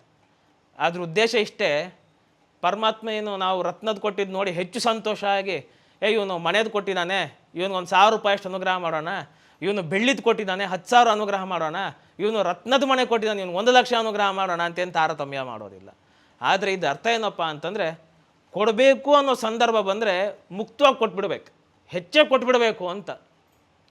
ಕೊಡೋದ್ರಲ್ಲಿ ಜಿಪ್ಪುಣತನ ಮಾಡ್ಕೊಳ್ಬಾರ್ದು ಅಂತ. ನಾವು ಸಂತೃಪ್ತರಾಗಿ ಕೊಟ್ಟರೆ, ನಮ್ಮ ಶಕ್ತಿ ಎಷ್ಟಿರುತ್ತೋ ಅಷ್ಟು ಕೊಟ್ಟರೆ ಮತ್ತೆ ಪರಮಾತ್ಮ ಅದನ್ನು ನಮಗೇ ಕೊಡ್ತಾನೆ.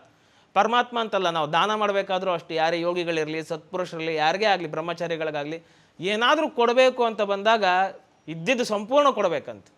ಅಂದರೆ ನೀವು ಮನೇಲಿರೋದೆಲ್ಲ ಅಷ್ಟು ಕೊಟ್ಬಿಡ್ಬೇಕಾ ಅಂತಲ್ಲ, ಅಂದರೆ ಧಾರಾಳವಾಗಿ ಕೊಡಬೇಕು ಅಂತ. ನಮ್ಮ ಮನಸ್ಸಿಗೆ ಎಷ್ಟು ಬರುತ್ತೋ ಅಷ್ಟು. ಈಗ ಯಾರೋ ಬಂದು ಏನೋ ಕೇಳ್ತಾರೆ, 100 ರೂಪಾಯಿ ಕೊಡೋಣ ಅಂತ ಮನಸ್ಸಿಗೆ ಬಂದಿರುತ್ತೆ, ತಕ್ಷಣ ತೆಗಿತೀವಿ. ಆ ಮನಸ್ಸು ಎಷ್ಟು ಅಂದರೆ ಜೋಬಲ್ ಕೈ ಹಾಕಿ 100 ತೆಗಿಯೋಷ್ಟರಲ್ಲಿ ಮನಸ್ಸು ಬದಲಾಗ್ಬಿಡುತ್ತೆ. 100 ಯಾಕೆ ಕೊಡಬೇಕು, 20 ರೂಪಾಯಿ ಕೊಟ್ಟರೆ ಸಾಕಲ್ವ, ನೋಡೋಣ ಬಿಡು ಮತ್ತೆ ಕೇಳಲಿ ಅವನು, ತಗೋ 20 ಅಂತ. ಎಷ್ಟು ಮನಸ್ಸು ಅಂದರೆ ಕೈ ಹಿಂಗಾಕಿ ಹಿಂಗೆ ಅನ್ನೋಷ್ಟು. ಒಂದು ಸಲ ಡಿ ವಿ ಗುಂಡಪ್ಪನವ್ರಿಗೆ ಬೆಂಗಳೂರಲ್ಲಿ ಒಂದು ಸಲ ಬಹುಶಃ ಟೌನ್ ಹಾಲಲ್ಲಿ ಅಂತ ಅನ್ಸುತ್ತೆ, ಸನ್ಮಾನ ಮಾಡಬೇಕು ಅಂತೆಲ್ಲ ಏರ್ಪಾಟ್ ಮಾಡಿದ್ರಂತೆ. ಸನ್ಮಾನ ಮಾಡಬೇಕು ಅಂತೆಲ್ಲ ಹೇಳಿ ಡಿ ವಿ ಗುಂಡಪ್ಪನವ್ರಿಗೆ ಅವ್ರ ಬಳಗದವರೆಲ್ಲ ಸನ್ಮಾನ ಮಾಡಬೇಕು. ಪಾಪ ಭಾಳ ದೊಡ್ಡ ಯೋಗಿಗಳು ಡಿ ವಿ ಗುಂಡಪ್ಪನವರು, ಬಡತನದಲ್ಲೇ ಇದ್ದರು. ಅವ್ರಿಗೆ ಸನ್ಮಾನ ಆಗೋ ಕೂಡ ಅವರು ಆಟೋಲ್ಲಿ ಬಂದ್ರಂತೆ ಟೌನ್ ಹಾಲ್ಗೆ ಸನ್ಮಾನ ಮಾಡಬೇಕು ಅಂತೆಲ್ಲ ಅವರ ಹಿತೈಷಿಗಳು, ಸ್ನೇಹಿತರು, ಅಭಿಮಾನಿಗಳು ಎಲ್ಲರೂ ಏರ್ಪಾಟ್ ಮಾಡ್ಕೊಂಡಿದ್ದಾರೆ. ಎಲ್ಲ ಭಾಳ ಜನ ಸೇರಿದಾಗ ಡಿ ವಿ ಗುಂಡಪ್ಪನವ್ರು ಯಾವತ್ತು ದುಡ್ಡು ಮುಟ್ಟೋರಲ್ಲ, ಭಾಳ ಸರಳ ಜೀವಿಗಳು, ಬಡತನದಲ್ಲೇ ಇದ್ದಾರೆ ಅಂತ ಹೇಳಿ ಎಲ್ಲರೂ ತೀರ್ಮಾನ ಮಾಡಿದ್ರಂತೆ. ನಾವು ಗುಂಡಪ್ಪನವ್ರಿಗೆ ಏನಾದ್ರು ಒಂದಿಷ್ಟು ಹಣ ಕೊಡಬೇಕು ಅಂತೆಲ್ಲ ಹೇಳಿ ಅಲ್ಲಿ ಎಲ್ಲರೂ ತೆಗೆದು ಒಂದಿಷ್ಟು ಹಣ ಹಾಕಿದ್ರಂತೆ. ಒಂದಿಷ್ಟು ಹಣ ಕೊಟ್ರಂತೆ. ಒಂದು ದೊಡ್ಡ ಪರಾತ ಟ್ರೇ, ದೊಡ್ಡ ತಟ್ಟೆಯಲ್ಲಿ ಹಣ ಸಂಗ್ರಹ ಆಯ್ತಂತೆ. ಹಣ ಸಂಗ್ರಹ ಆದಮೇಲೆ ಡಿ ವಿ ಗುಂಡಪ್ಪನವ್ರಿಗೆ ತೊಗೊಂಬಂದ್ರಂತೆ. ಡಿ ವಿ ಗುಂಡಪ್ಪನವ್ರು ಇಸ್ಕೊಳ್ಬೇಕಾದ್ರೆ ಏನು ಮಾಡಿದ್ರಂತೆ, ಈ ಕಡೆ ಪಕ್ಕದಲ್ಲಿ ಒಬ್ರು ಕೊಡ್ತಾಯಿದ್ರು, ಇಲ್ಲೊಂದಿಬ್ರು ನಿಂತಿದ್ರು. ತಕ್ಷಣ ಡಿ ವಿ ಗುಂಡಪ್ಪನವ್ರು ಹಿಂಗೆ ಇಸ್ಕೊಂಡು, ಈ ಕೈಲಿ ಇಸ್ಕೊಂಡು ಪಕ್ಕಕ್ಕೆ ಕೊಟ್ರಂತೆ. ಕೊಟ್ಬಿಟ್ಟು ಇದು ಸಾರ್ವಜನಿಕರಿಗೆ ಬಳಸಿ ಅಂತ ಹೇಳಿಬಿಟ್ರಂತೆ. ತಕ್ಷಣ ಹಿಂಗೆ ಇಸ್ಕೊಂಡವ್ರು ಹಿಂಗೆ ಕೊಟ್ಬಿಟ್ರಂತೆ. ಯಾಕೆ ಅಂತಂದರೆ ಡಿ ವಿ ಗುಂಡಪ್ಪನವ್ರು ಹೇಳೋರಂತೆ, ಉನಪ್ಪ ಅದು ಹಿಂಗೆ ಬಲಗೈಯಲ್ಲಿ ಇಸ್ಕೊಂಡು ಹಿಂಗೆ ಎಡಗೈಗೆ ಹೋಗೋ ಅಷ್ಟರಲ್ಲಿ ಮನಸ್ಸು ಬದಲಾಗ್ಬಿಡತ್ತೆ. ದಾನ ಅಂತ ಕೊಡಬೇಕು ಅನ್ನೋದು ತಕ್ಷಣ ಕೊಟ್ಬಿಡಬೇಕು. ಇವಾಗ ಸಾರ್ವಜನಿಕರಿಗೆ ಬಳಸಿ ಅಂತ ಹೇಳಿದೆ, ನಾನು ಈ ಕೈಯಿಂದ ಇಸ್ಕೊಂಡು ನಂದು ಈ ಕೈಗೆ ಬರೋ ಅಷ್ಟರಲ್ಲಿ ಮನಸ್ಸು ಬದಲಾಗ್ಬಿಟ್ರೆ, ಸಾರ್ವಜನಿಕರಿಗೆ ಕೊಡಿ ಅಂತ ಹೇಳೋದು ತಪ್ಪೋಗ್ಬಿಟ್ರೆ.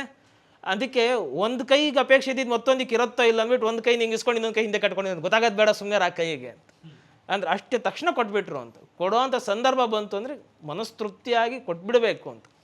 ಆ ಹಣದಲ್ಲೇ ಬೆಂಗಳೂರಲ್ಲಿ ಗೋಖಲೆ ಸಭಾಂಗಣ ಕಟ್ಟಿಸಿದ್ದು ಅಂತ ಚರಿತ್ರೆಯಲ್ಲಿ ಉಲ್ಲೇಖ ಆಗಿದೆ. ಅರ್ಥಾತ್ ತಾತ್ಪರ್ಯ, ಪರಮಾತ್ಮನಿಗೆ ಪೂಜೆ ಮಾಡುವಾಗ ನಾವು ಮನಸ್ಫೂರ್ತಿಯಾಗೆ ಮಾಡಬೇಕು ಅಂತ, ಚೆನ್ನಾಗಿರೋದೇ ಮಾಡಬೇಕು. ಕೊಡೋದಾದರೆ ಚೆನ್ನಾಗಿರೋದೇ ಕೊಡಬೇಕು. ಕಠೋಪನಿಷತ್ತಲ್ಲಿ ನಾವು ನೋಡ್ತೀವಲ್ಲ ನಚಿಕೇತನ ಕತೆ, ಅವರಪ್ಪ ದಾನ ಕೊಡಬೇಕು ಅಂತ ಹೇಳಿರ್ತಾನೆ. ಹಸುಗಳು, ಎಂಥ ಹಸು ದಾನ ಕೊಡಬೇಕು, ಬಡುಕ್ಲಾಗಿರೋ ಹಸುಗಳಂತಂದು ದಾನ ಕೊಡ್ತಿರ್ತಾನೆ. ಅವಾಗ ಮಗ ಜಗಳ ಆಡ್ತಾನೆ, ಅಷ್ಟು ಬಡುಕ್ಲಾಗಿರೋ ಹಸು ಕೊಟ್ಟು ಏನು ಮಾಡ್ತೀಯ ಅಂತ. ಕೆಲವ್ರು ನೋಡ್ತೀವಲ್ಲ ಹರಕೆ ಹೊತ್ತಿರ್ತಾರೆ ಹಸು ಕೊಡಬೇಕು ಅಂತ ಹೇಳಿ ಮನೇಲಿ ಯಾರಾದರೂ ಹೋದ್ರು ಪಿತೃಗಳು ಅಂದಾಗ ಭಾಳ ಬೇಜಾರಾಗಿರ್ತಾವೆ. ಕೇಳ್ತಾರೆ, ಗುರುಗಳೇ ಮಠಕ್ಕೊಂದು ಹಸುಗಿಸು ದಾನ ಕೊಟ್ಟು ಬಿಡ್ತೀವಿ ರೀ, ಮಾಡ್ತೀವಿ. ಆಯಿತು ಕೊಡ್ರಿ ಅಂತ ಹೇಳಿರ್ತೀವಿ. ಎಷ್ಟು ಆಗುತ್ತೆ ಅಂತ, ಒಂದು 50-60 ಸಾವಿರ ಆಗುತ್ತೆ ಅಂತ ಸರಿ ಅಂದಿರ್ತೀವಿ. ಆಮೇಲೆ ಕೊಡಬೇಕು ಅಂತ ಒಂದು ಸಲ ಬಂದಾಗ ಅಷ್ಟ್ಯಾಕೆ ಬಿಡ್ರಿ, ಒಂದು 20-30 ಸಾವಿರದ್ದು ನೋಡೋಣ ಅಂತಾರೆ. ಸರಿ ಆಯ್ತು, ಎಷ್ಟು ಕೊಡ್ರಿ ನಿಮ್ಮ ಆದಷ್ಟು ಅಂತ. ಆಮೇಲೆ 20-30 ಸಾವಿರ ಇದ್ದಿದ್ದು ಎಲ್ಲಿಗೆ ಬರುತ್ತೆ ಅಂದರೆ, ಅಕ್ಕಿಯಲ್ಲಿ ಬರೆದು ಕೊಟ್ಟರೆ ಆಗಲ್ಲೇನೋ ಅಂತ ಕೇಳ್ತಾರೆ. ಸರಿ ಅಕ್ಕಿಯಲ್ಲೇ ಬರೆದು ಮೇಲೆ 101 ರೂಪಾಯಿ ಇಟ್ಟು ಗೋದಾನ ಅಂತ ಕೊಡೋದು. ಅಂದರೆ ಕೊಡಬೇಕು ಅಂತ ಮನಸ್ಸು ಬಂದಾಗ ಕೊಟ್ಬಿಡಬೇಕು ಅಂತ. ಮತ್ತವೆಲ್ಲ ನಮಗೆ ವಾಪಸ್ ಬರುತ್ತೆ, ಎಲ್ಲೆಲ್ಲೂ ಹೋಗಲ್ಲ. ಯಾಕೆ, ಯಾರಿಗೆ ಕೊಡ್ತಿರೋದು? ದಯಾನಿದೆ, ಪಶುಪತೆ, ಅವನೇ ಕೊಟ್ಟಿದ್ದು ಅವನಿಗೆ ವಾಪಸ್ ಕೊಡೋದು. ಹಾಗಾಗಿ ಪರಮಾತ್ಮನಿಗೆ ಪೂಜೆ ಮಾಡುವಾಗ ಆ ಜಿಪ್ಪಣತನ ಮಾಡಬಾರ್ದು ಅಂತ.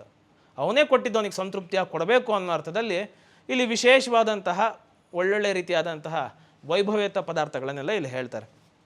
ಹಾಗಾಗಿ ರತ್ನೈಕಲ್ಪಿತ ಆಸನಂ, ರತ್ನದಲ್ಲಿ ಆಸನವನ್ನು ಮಾಡಿದ್ದೀವಿ ಅಂತ ಕಲ್ಪನೆ ಮಾಡಿಕೊಂಡು ಆ ಪರಮಾತ್ಮನಿಗೆ ಸಮರ್ಪಣೆ ಮಾಡಬೇಕಂತೆ. ಆಮೇಲೆ ಹಿಮಜಲೈ, ಜಲೈ ಅನ್ನೋ ಪದ ತೃತೀಯ ಭಕ್ತಿ ಬಹುವಚನ. ಜಲೈ ಅಂತಂದರೆ ಜಲದಿಂದ, ಹಿಮಜಲದಿಂದ ಸ್ನಾನಾಂಚ ದಿವ್ಯಾಂಬರಂ, ಆ ಹಿಮಜಲದಿಂದ ಸ್ನಾನ ಮಾಡಿಸ್ಬೇಕಂತೆ. ಹಿಮಜಲ ಅಂತಲೇ ಯಾಕೆ ಹೇಳಿದ್ದಾರೆ? ಪಾರ್ವತಿ ಯಾರ ಮಗಳು? ಹಿಮವಂತನ ಮಗಳು, ಪರ್ವತರಾಜನ ಮಗಳು. ಹಾಗಾಗಿ ಆ ಹಿಮದಿಂದನೇ ಬಂದಿರತಕ್ಕಂತಹ ಜಲ ಹಿಮಜಲೈ. ಮತ್ತು ಶಿವ 3ನೇ ಕಣ್ಣು, ಅಗ್ನಿ ಸ್ವರೂಪ. ನಾವೆಲ್ಲ ಕಾರ್ತಿಕ ಮಾಸದಲ್ಲಿ ನೋಡಿದ್ದೀವಿ ಶಿವಗೂ ಮತ್ತು ಅಗ್ನಿಗೂ ಏನು ಸಂಬಂಧ ಅಂತೆಲ್ಲ ಅವಾಗ ಒಂದು ಪ್ರವಚನ ಕೊಟ್ಟು ಹೇಳಿದ್ವಿ. ಶಿವ ನೋಡಿ ಅಗ್ನಿ ಸ್ವರೂಪ, ಅಂದರೆ ಅಗ್ನಿ.